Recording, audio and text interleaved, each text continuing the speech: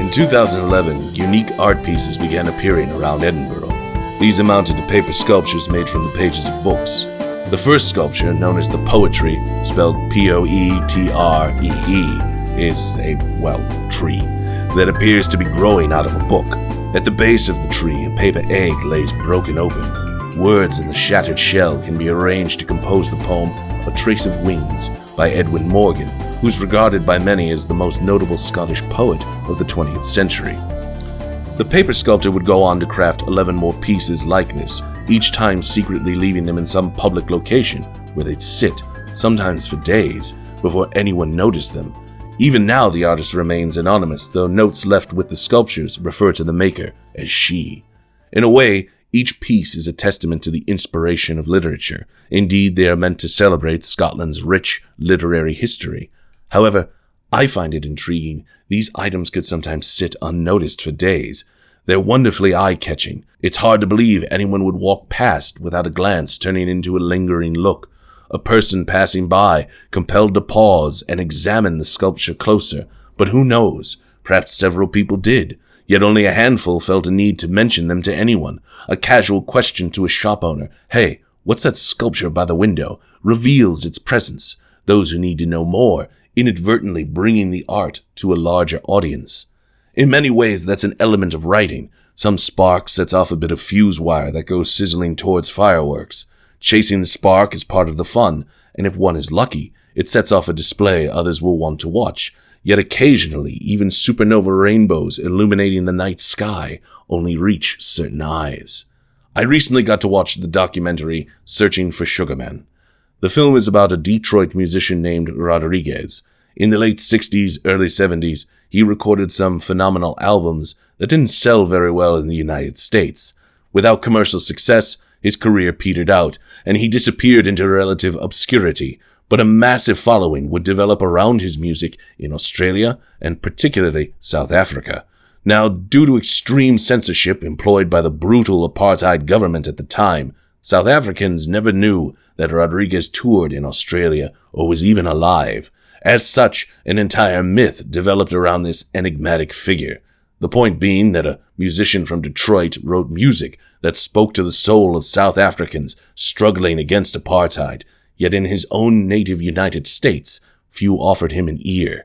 So it seems there's art of immense importance that carries cultural significance one may never have heard of, things which seem to glitter in the dark, until upon closer inspection, they prove to be more than mere sparkles. Months ago, I sat on the couch, idly scrolling through options, looking for some movie to watch, a pleasant time killer to murder a few minutes. Not looking for something absorbing background noise while I did a few chores, I found a film called Whisky Galore. From 2016, the film stars Eddie Izzard, whom I've always enjoyed, so I gave it a chance. A brief synopsis, spoiler alerts and such. It's the story of a small island community in Scotland set during World War II. Rationing has resulted in the town running out of whiskey. Fortunately, the town isn't dry for long. A cargo ship runs aground on surrounding rocks. Several crates of whiskey are in its hold, and under cover of night, the townspeople sneak aboard to liberate the sweet scotch they're in. Suffice it to say, the film is a light comedy, in no way meant to be taken seriously. It's charming and has some quality performances, but isn't anything extraordinary. However, the nature of the plot intrigued me, especially when I saw in the opening credits the movie is, supposedly, based on a true story. My disposition is such that curiosity is a call to action. Plus, I've often found that the true story behind films is often far more interesting than their adaptations. So, while the movie was playing, I did a little minor internet exploring and discovered the movie was inspired by a book with the same title, Whisky Galore, by Compton MacKenzie. Looking into Mackenzie's book revealed it's based on a historical incident. Further intrigued, I continued down the proverbial rabbit hole. In 1941, a ship called the SS Politician ran aground off the coast of the Hebridean island of Irisque. Residents of the island snuck aboard the wreck and helped themselves to well over 1,000 cases of whiskey, as well as several thousand pounds. Cash, which today would get close to hundreds of thousands of dollars, if not $1 million. It's easy to see how that spark set off a fuse in Compton MacKenzie's head. There's, I dare say, an obvious plot about the charming island community full of quirky characters comically hiding booze from stuffy, pompous British officials. But the real treasure is that MacKenzie brought out the local flavor of Irisque, and by extension, the Scottish people. Granted, he made changes to accommodate his story. Anyone familiar with adaptations, particularly historical ones, knows that some details are almost inevitably altered. This can be for any variety of reasons, but is typically to facilitate plot as well as avoid mentioning real people, who tend to get butthurt even when depicted honestly.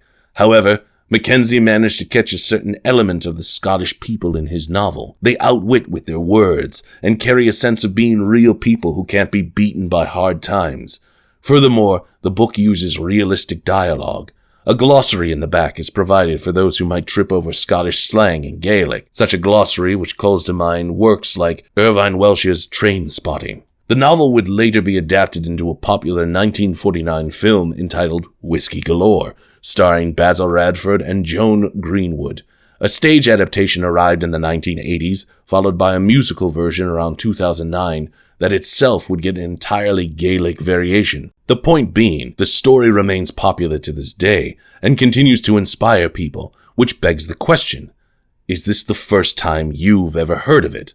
Consider that for a moment. This is a story of some popularity in Scotland, so much so that it launched Compton MacKenzie into a celebrated, successful writing career, and the anonymous paper sculptor, when quietly asked to do another round of sculptures, did one inspired by the book Whisky Galore. The piece she created was even secretly deposited in the Am Politician pub on Irisque, where it still resides. Whether the fictional light comedy or the actual historical event, which is comical in its own right, I think the story resonates with most people who encounter it. For my own part, the 2016 movie inspired a poem called Whisky Galore. That may seem a lazy title choice, perhaps it is, but since the poem is about the book as well as the film and historical incident, all wrapped up into one poetic narrative, I figured that's the best title. And frankly, having performed it at a few shows live here in Chicago, it's just fun to say Whisky Galore. It gets everyone's attention, especially if you hold up a glass of scotch as you say it. The point being, there are these gems hidden in plain sight. We walk by them all the time without realizing it. Paper sculptures in a window, films on a menu screen, music in the background.